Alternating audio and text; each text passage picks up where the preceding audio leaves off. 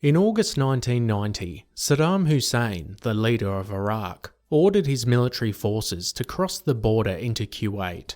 In the preceding days, those forces would take control of the country, but it wouldn't all go the Iraqis' way. In this video, we look at the final days of the First Gulf War and the subsequent Desert Storm oil fires.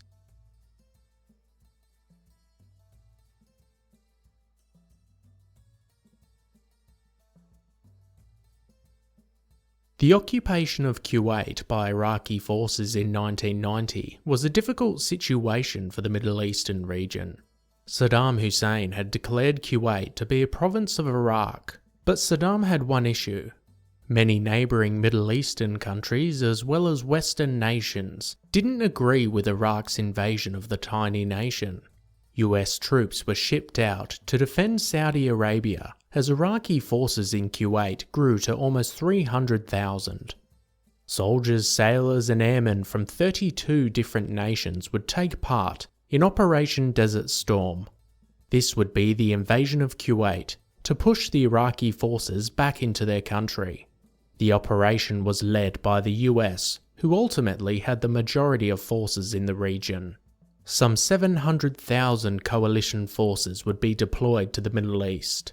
Saddam was given until the 15th of January 1991 to withdraw all his forces. Once this date came and went with no sign of Iraqi troops leaving, Operation Desert Storm began. This operation initially began with numerous airstrikes against targets in Iraq. Once this stage was complete, a huge ground offensive began, where it became clear the Iraqi forces were no match for those of the US and other coalition countries. The Iraqis would begin a retreat back to their country. At the time, Kuwait held about 10% of the world's oil reserves. Not too dissimilar to Hitler's scorched earth policy in World War II, Saddam ordered his retreating forces to begin setting fire to oil wells and oil pools as they made their way back.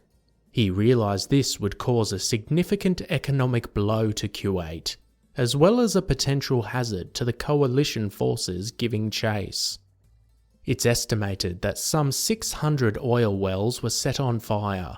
These fires consumed about 5 to 6 million barrels of crude oil and 70 to 100 million cubic meters of natural gas each day.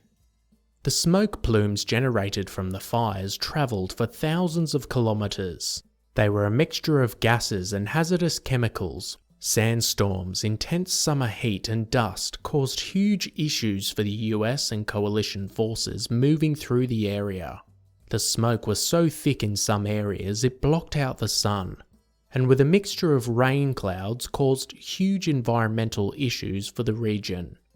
Eventually the Iraqi forces were chased back into their country and Kuwait was free, but these fires raged on for much longer. They were particularly difficult to put out due to the sheer amount of oil and gas contained within them. The first fires were set in late February, with the last ones only being extinguished in November.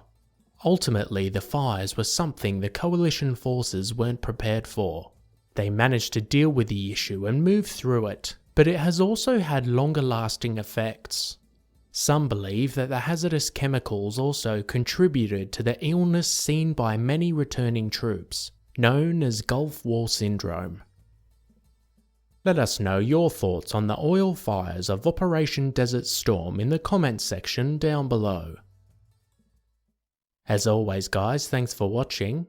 Be sure to hit that subscribe button if you want to expand your knowledge and join the growing Premier History community.